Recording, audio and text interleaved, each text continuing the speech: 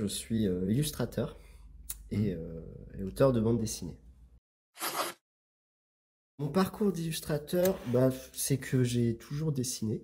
J'ai fait d'autres métiers avant, dans la fonction publique ou dans des associations. Et il y a 1 an et demi, j'ai décidé de m'écouter et puis de me lancer en tant qu'illustrateur. Mon style de dessin, il est très inspiré de la bande dessinée européenne, franco-belge. Donc je dessine au trait. J'aime bien faire du noir et blanc et de la peinture à l'aquarelle. Ça va être le papier. Le papier et j'aime bien les pinceaux. J'aime bien faire mes ancrages au pinceau et avec de l'encre de Chine. Okay. J'aime beaucoup aussi faire des carnets de croquis. Donc ça s'emmène partout et puis ça permet de s'exercer tout le temps. Beaucoup de formats papier, print. Donc ça va être soit je vais faire des affiches. Dernièrement, j'ai fait une affiche pour une brasserie, la brasserie Sport, qui fêtait leurs 5 ans. Je vais aussi bosser pour des boîtes d'audiovisuel qui produisent des pubs, des publicités. Et je vais faire ce qu'on appelle les storyboards. Donc c'est de dessiner tous les plans qui vont être filmés après. Et après, ça va être des formats plus plaisir. Je fais du fanzina, donc de l'auto-édition de bande dessinée. Et je me lance aussi dernièrement dans des bandes dessinées à destination pédagogique, donc pour faire découvrir des secteurs ou des secteurs d'activité. Donc on va utiliser le graphisme, l'illustration, la bande dessinée pour expliquer des sujets. C'est quelque chose qui m'intéresse aussi. Ça dépend. En fait, c'est selon mes envies.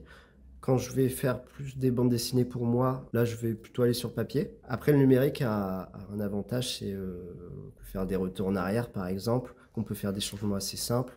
Donc, quand j'ai une commande avec un temps donné et que je sais que je dois rendre une commande après-demain, par exemple, et je vais utiliser l'ordinateur et ma tablette graphique, ce qui permet de faire des changements. Tu fais un changement de couleur en 2 clics ou alors pour un storyboard, par exemple, tu mets le personnage. Il suffit juste de le copier-coller en fait. Donc c'est un gain de temps, mais c'est bien d'utiliser les deux. Aujourd'hui, ce qui est important, c'est d'essayer des nouvelles techniques, affiner son trait. Par exemple, là, je me dis que j'ai jamais fait de peinture acrylique, il faut que je m'y mette. Et c'est important de faire ça tout le temps pour pas rester sur ses acquis, ne pas stagner en fait. Toujours innover, toujours essayer.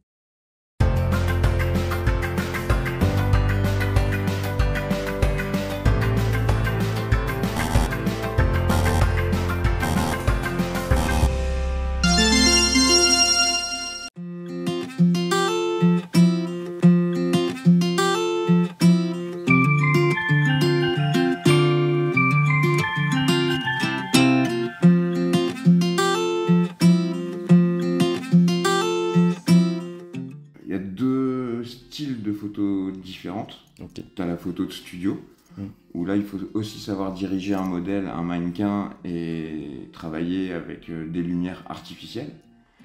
Et il y a la photo reportage, qui est plus mon style à moi de photo, où là, entre guillemets, tu voles des instants de vie en fait. Tu es un chasseur d'images. J'aime beaucoup le graffiti.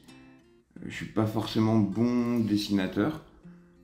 C'est un outil qui m'a permis de m'exprimer au début. Je suis tombé sur l'appareil photo de mon grand-père et j'ai tout de suite accroché en fait. Quand j'ai commencé, on était encore à la pellicule. J'avais un petit labo à la maison où je développais mes noirs et blancs moi-même. Il y avait un procédé, des produits chimiques, il y avait la photo qui se révèle dans le bac et où on voit son image après. Donc on ne peut pas revenir dessus, l'image elle est réussie ou pas. Avec l'arrivée du numérique aujourd'hui, il y a de plus en plus de photographes. On appuie sur un bouton, on voit l'image, on est capable de la refaire ou pas si jamais elle n'est pas bonne.